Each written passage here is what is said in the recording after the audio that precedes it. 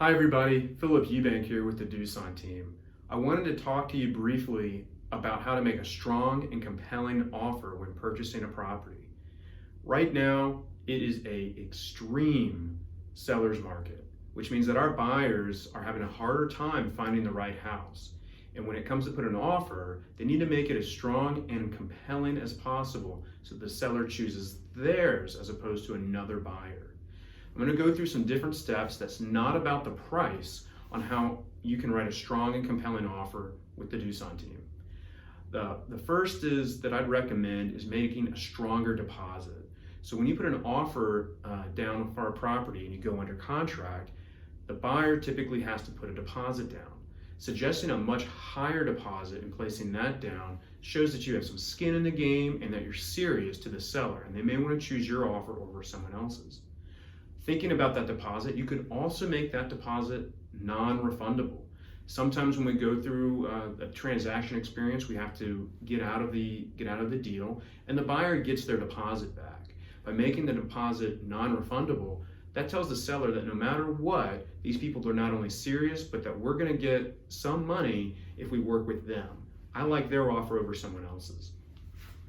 Another way you can make your offer stronger and more compelling is to employ what's called an escalation clause. Now, we don't do this typically, but sometimes it may be a necessity. An escalation clause is something that's attached to your offer that says this is our price, but we're willing to go this much higher than the next competing offer. But you got to show us that other offer first. This can be helpful as it continually keeps you in the game above other buyers, but not to an extravagant price.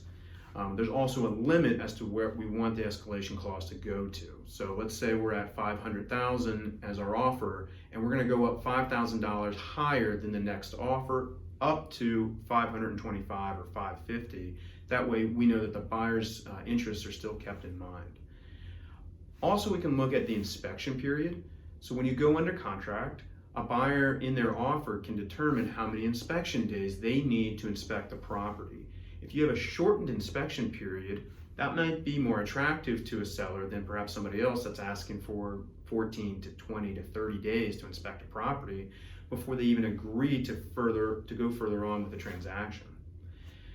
Another way we could use the inspections is that when we're doing an inspection response and saying, hey, Mr. Seller, we found a lot of problems with the house, we can attach in our offer going in that no matter what we find, for the first several $1,000s in deficiencies, we're going to waive that.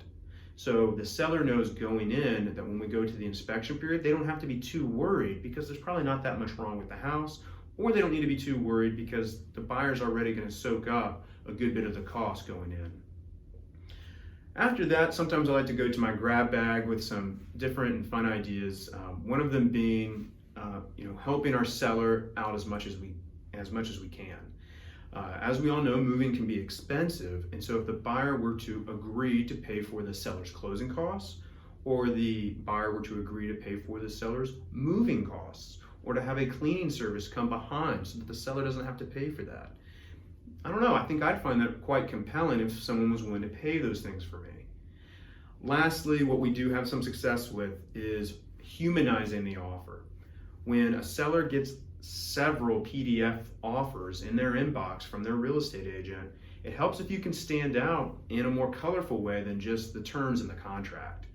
We find that writing a letter from the buyer to the seller with some information about who they are, why they're putting an offer on the house, and how much they love it, and including some photos of themselves, their family, maybe even some pets. It tends to humanize and make a connection between the two parties to allow there to be a stronger opportunity to accept their offer.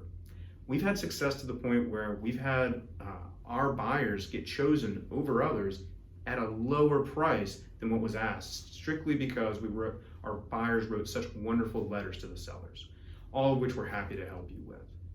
Well, guys, I hope this has been informative. Again, my name is Philip Eubank, and I'm on the Doosan team.